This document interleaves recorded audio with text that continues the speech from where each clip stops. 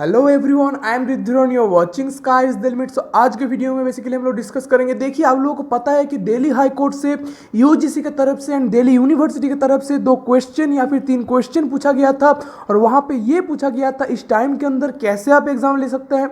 Second question ये पूछा गया था कि इस टाइम के अंदर अगर आप एग्जाम ले भी तो जो स्टूडेंट्स बाहर रहते हैं वो इस टाइम के अंदर कैसे आ पाएंगे एग्जाम देने। नेक्स्ट नंबर 3 क्वेश्चन ये पूछा गया था कि इस टाइम के अंदर तो आप एग्जाम ले रहे हैं पर वो एग्जाम लेने की वजह से आप बोल सकते हैं स्टूडेंट्स को अगर प्रॉब्लम फेस करना पड़े तो उसके आप बोल सकते हैं अलावा कि आप एमसीक्यू मोड या फिर प्रोजेक्ट बेस या फिर असाइनमेंट बेस क्या एग्जाम ले सकते हैं ताकि स्टूडेंट्स को ज़्यादा हेडेक ना लेना पड़े, स्टूडेंट्स को थोड़ा रिलीफ पड़े।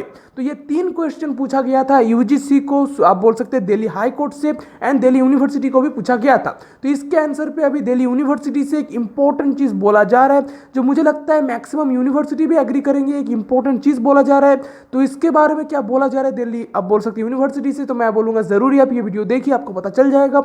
और अगर इस चैनल पर नए तो इस चैनल को सब्सक्राइब मस्ट कर लेना क्योंकि इस चैनल में आपको हर एक university update time to time मिलते रहेंगे। तो चलिए ज़्यादा समय लेते हैं, वीडियो को आगे बढ़ाते हैं। तो चलिए 1 बाय 1 जान लेते हैं अभी क्या बोला गया है।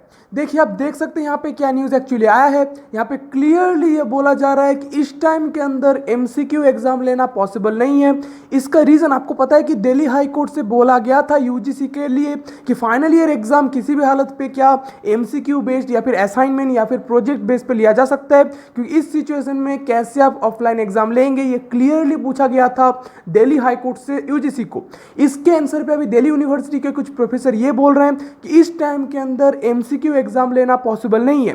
वो कुछ रीजन दे रही है। नंबर 1 रीजन, जो लिटरेचर सब्जेक्ट्स है जैसे पकड़ लीजिए बंगाली, इंग्लिश, हिंदी, आप बोल सकते हो और भी कोई अगर उर्दू तो और भी कोई अगर लैंग्वेज है, तो ये सब जो लैंग्वेज है ये लैंग्वेज कैसे एमसीक्यू बेस्ड एग्जाम ले सकते हैं, क्योंकि ये एक्चुअली जो लैंग्वेज है इसको लिख के ही आपको एग्जाम देना पड़ेगा, उससे स्टूडेंट क्वालिटी हो, स्टूडेंट्स एबिलिटी हो पता चलता है। ये सब एग्जाम अगर एमसीक्यू मोड में लिया गया तो वो एग्जाम का कोई भी मतलब नहीं बनता। सेकेंड चीज यह बोला जा रहा है कि एक आप बोल सकते हैं रिटर्न जो एग्जाम होता है उससे एक स्टूडेंट्स का एनालिटिकल स्किल पता चलता है, स्टूडेंट्स का आप बोल सकते हैं लिखने का तरीका पता चलता है, स्टूडेंट्स का आप बोल सकते हैं अदर जो स्किल्स है, अदर जो आप बोल सकते हैं डेप्थ ऑफ नॉलेज है, ये सब पता चलता है। तो अगर एमसीक्यू एग्जाम लिया जाए, कुछ क्वेश्चन पूछा जाए, उसका मल्टीपल चॉइस एग्जाम लिया जाए तो उससे स्टूडेंट्स का analytical skill, other skills improvement पता नहीं चलता। थर्ड क्वेश्चन आप बोल सकते हैं आंसर ये दिया गया है क्वेश्चन का, उन्होंने ये बोला है वो लोग कि आप जो एग्जाम का बात बोल रहे हैं एमसीक्यू एग्जाम, वो एमसीक्यू एग्जाम तो लिया जा सकता है पर ये फॉर्मेट के साथ दिल्ली यूनिवर्सिटी के स्टूडेंट्स अभी तक आप बोल सकते हैं एकदम रेडी नहीं है, क्योंकि ऐसे हम लोगों का यूनिवर्सिटी में पढ़ाया नहीं गया है। मैंने बोला था कि अदर यूनिवर्सिटी भी इसके साथ एग्री करेंगे। मैंने क्यों बोला था, क्योंकि अदर किसी भी यूनिवर्सिटी में भी एमसीक्यू बेस्ड एग्जाम नहीं होते कि एमसीक्यू बेस्ड एग्जाम स्टूडेंट्स अचानक दे पाएंगे।